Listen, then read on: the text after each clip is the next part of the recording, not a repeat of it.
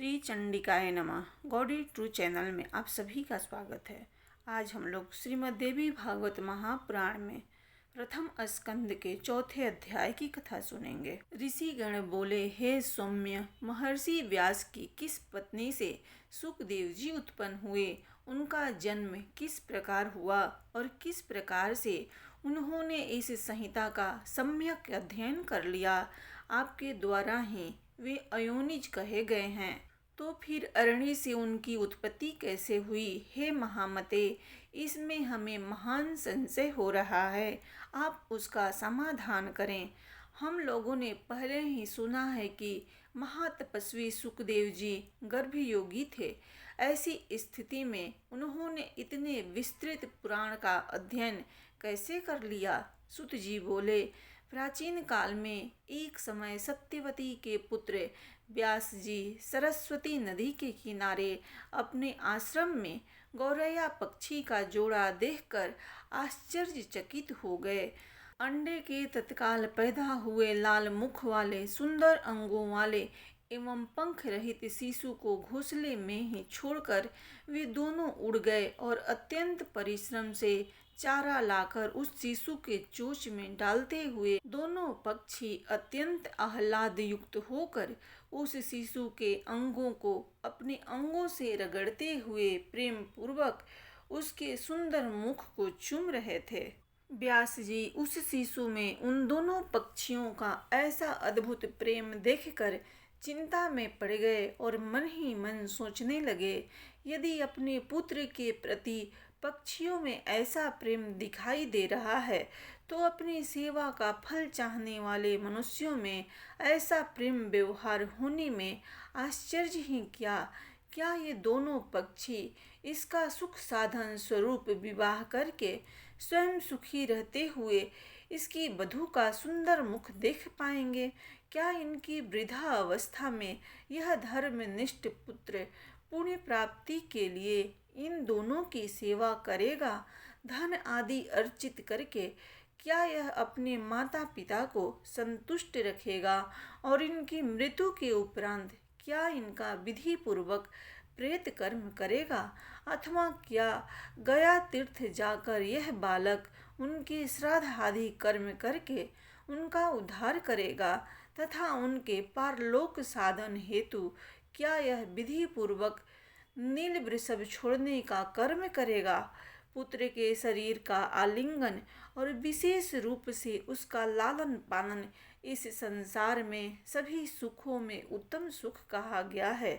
पुत्र रहित मनुष्य की न तो सद्गति होती है और न तो उसे स्वर्ग की प्राप्ति होती है। अतः परलोक साधन के लिए पुत्र से बढ़कर अन्य कोई उपाय नहीं है।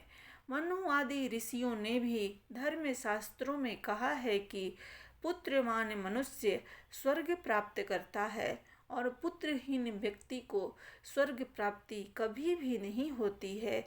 इस बात में अनुमान की कोई आवश्यकता ही नहीं है, अपितु यह प्रत्यक्ष रूप में भी देखा जाता है।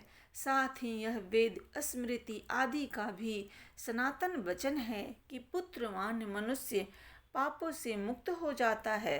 रोगावस्था में तथा मरण काल में भूमि शैया पर पड़ा हुआ संतानहीन प्राणी दुखित होकर अपने मन में विचार करता है कि मेरे घर में पर्याप्त धन है, अनेक प्रकार के पात्र हैं तथा मेरा यह भवन भी अत्यंत सुंदर है, किंतु अब इसका स्वामी कौन होगा?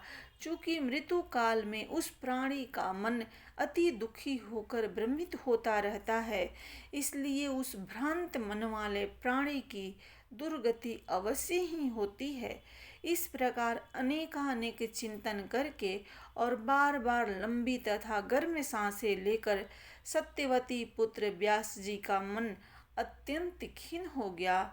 इसके बाद मन में बहुत सोच विचार करके अत्यंत दृढ़ निश्चय करके वे तपश्चर्या के लिए मेरु पर्वत पर चले गए। उन्होंने मन में विचार किया कि मैं विष्णु, रुद्र, इंद्र, ब्रह्मा, सूर्य, गणेश, कार्तिकेय, अग्नि एवं वरुण इन देवताओं में से किस देवता की आराधना करूं जो वर प्रदान करने में उदार तथा अभीष्ट फलों को देने वाला हो।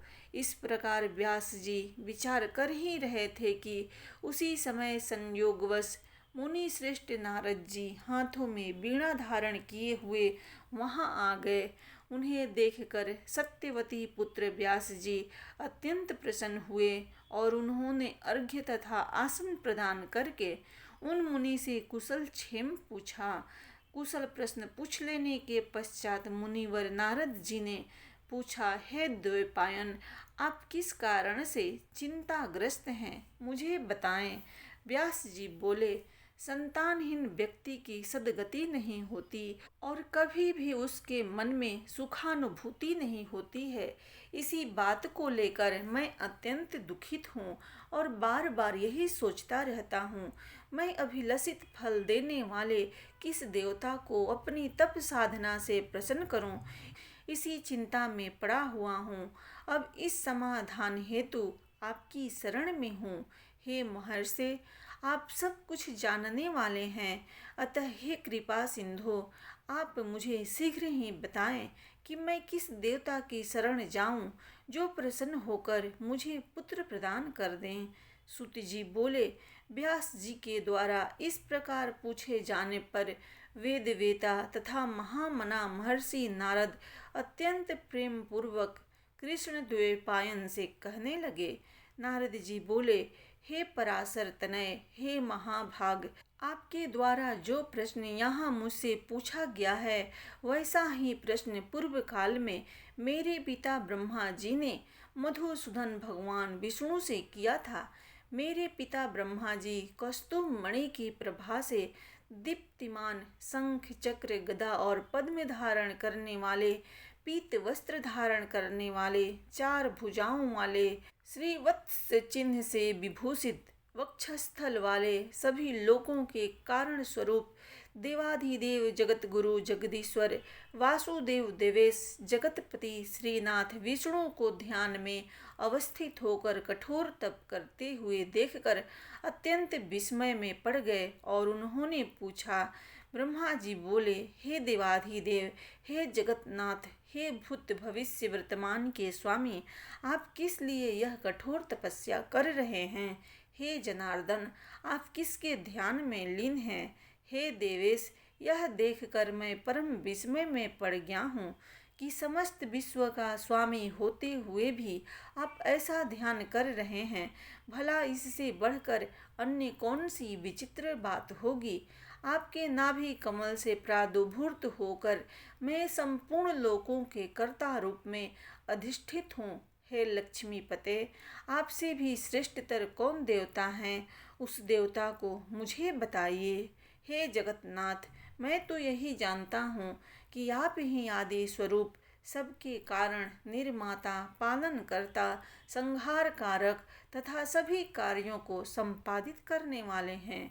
हे महाराज, आपकी इच्छा से ही मैं इस जगत के रचना कार्य में प्रवृत्त होता हूँ और सदा आपके ही आदेश से शंकर जी प्रलय अवस्था में जगत का संहार करते हैं।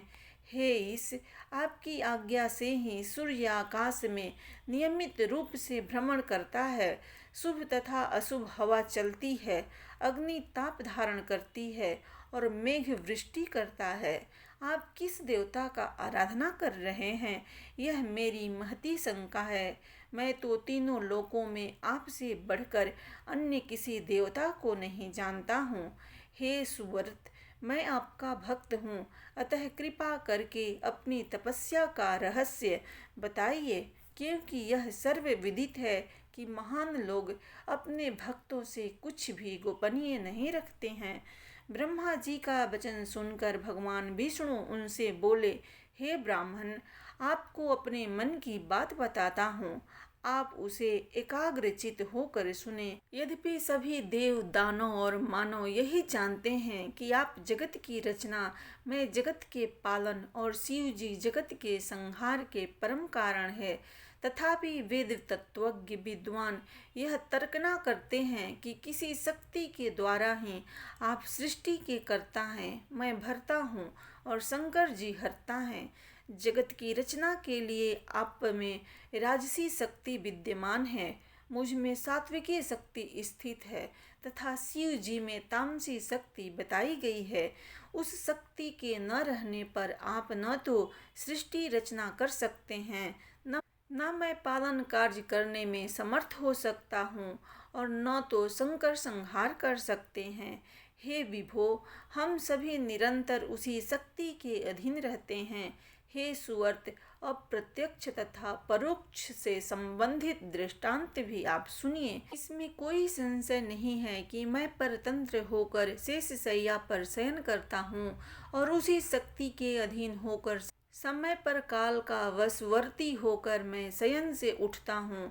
उसी शक्ति का अवलंबन प्राप्त कर मैं सदा तपश्चरण करता रहता हूँ। मैं कभी लक्ष्मी के साथ सुखपूर्वक विहार करता हूँ और कभी दानवों के साथ अत्यंत भीषण शरीर को चूर्ण करने देने वाला तथा लोगों को भयभीत कर देने वाला युद्ध भी करता हूँ। हे धर्मज्ञ, आप यह तो प्रत्यक्ष जानते हैं कि पूर्व समय में मेरे द्वारा उस महासिंधु में 5000 वर्षों तक भीषण बाहु युद्ध किया गया था। हे देव, कान की मैल से उत्पन्न अत्यंत दुष्ट मंदोन्मत्त तथा अहंकारी मधुकैटभ नामक दोनों दानवों का मैंने देवी की कृपा से ही संहार किया था। हे महाभाग, क्या आप उस समय परात्पर करुण स्वरूपा महाशक्ति को नहीं जान पाए थे? अतः बार बार क्यों पूछ रहे हैं? उस शक्ति की इच्छा से मैं परम पुरुष के रूप में महासागर में विचरण करता हूँ और विभिन्न युगों में कच्छप, वराह, नृसिंह तथा वामन के रूप में अवतरित होता रहता हूँ। त्रियग योनि में उत्पन्न होना किसी के लिए भी प्रिय नहीं होता। मैं अपनी इच्छा से वामन, वराह आदि योनियों में उत्पन्न नहीं होता, अपितु इसमें उसी शक्ति की प्रेरणा ही परम कारण है। भला ऐसा कौन होगा जो लक्ष्मी के साथ सुखदायक विहार का त्याग करके मत्स्य आदि नीच योनियों में जन्म लेगा? यदि मैं स्वतंत्र होता तो सुखदायिनी शैया को छोड़कर गरुण रूपी आसन पर बैठकर महाभयंकर युद्ध क्यों करता? हे यज, प्राचीन काल में एक बार आपके समक्ष ही धनुष की प्रत्यंचा टूट जाने के कारण मेरा सिर छिन्न हो गया था। तब शिल्पकारों में श्रेष्ठ आपने फिर से मेरे धड़ पर घोड़े का सिर जोड़ दिया था। हे लोक निर्माता, उसी समय से मैं हयग्रीव नाम से लोक प्रसिद्ध हुआ। यह सब आपके सामने घटित हुआ था। यदि मैं स्वाधीन होता तो संसार में यह विडंबना कैसे होती?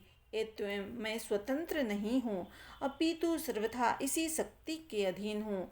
मैं निरंतर उसी शक्ति का ध्यान करता रहता हूँ। हे कमलोद्भव, मैं इसके अतिरिक्त अन्य कुछ भी नहीं जानता। नारद जी बोले, हे व्यास जी, भगवान विष्णु ने ब्रह्मा जी से इस प्रकार कहा था।